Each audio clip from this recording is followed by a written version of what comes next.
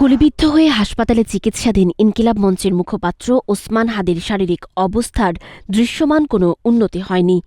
তার চিকিৎসায় গঠিত মাল্টিডিসিপ্লিনারি মেডিকেল বোর্ডের সদস্যদের মতে হাদির মস্তিষ্কের অবস্থা খুবই খারাপ। এছাড়া ক্লিনিক্যালি তিনি আগের মতোই অত্যন্ত আশঙ্কাজনক অবস্থায় আছেন বলেও জানা যায়। রোববার সকালে মেডিকেল বোর্ডের জরুরি বৈঠক শেষে নাম প্রকাশে অনিচ্ছুক এক চিকিৎসক হাদির সর্বশেষ পরিস্থিতি সম্পর্কে জানান।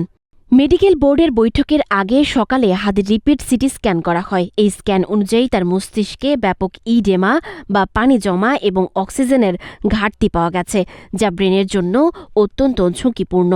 মস্তিষ্কের কিছু অংশে ছিটা রক্ত জমাট বাঁধার লক্ষণও দেখা গেছে, অর্থাৎ সর্বশেষ সিটি স্ক্যান অনুযায়ী হাদির মস্তিষ্কের পরিস্থিতি খুবই খারাপ। জীবন অবাক না করলে কে করবে? 28% মিল্ক ফ্যাটের অবাক করার সাথে ফ্রেশ মিল্ক পাউডার। জীবন অবাক করুক প্রতিদিন। চিকিৎসকদের সবচেয়ে বড় উদ্বেগের জায়গা এখনও মস্তিষ্ক। ব্রেইন স্টেম ইনজুরি এখনও গুরুতর অবস্থায় রয়েছে। আরও উদ্বেগজনক বিষয় হল, যেদিক দিয়ে অপারেশন করা হয়েছিল তার বিপরীত পাশ দিয়ে মস্তিষ্ক সামান্য বাইরের দিকে চাপ দিচ্ছে বলে লক্ষ্য করছেন চিকিৎসকরা।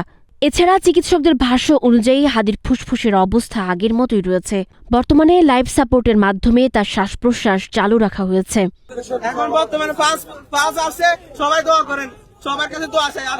তবে এত কিছুর মাঝেও কিছুটা স্বস্তির বিষয় হল হাদির কিডনির কার্যকারিতা স্বাভাবিক আছে। দিনে প্রায় 4 লিটার ইউরিন আউটপুটের ভিত্তিতে ফ্লুইড ব্যালেন্স করা হচ্ছে। এর আগে রক্ত জমাট বাঁধা ও রক্তক্ষরণের ভারসাম্যহীনতা থেকে যে ডিআইসি বা ডিসিমিনেটেড ইন্ট্রাভাস্কুলার কোয়াগুলেশন দেখা দিয়েছিল, সেটির অবস্থাও বর্তমানে অপরিবর্তিত আছে এবং নতুন করে কোনো সংকট তৈরি হয়নি। সানজিদা আফরিন, সোনিয়া, নাগরিক, প্রতিদিন।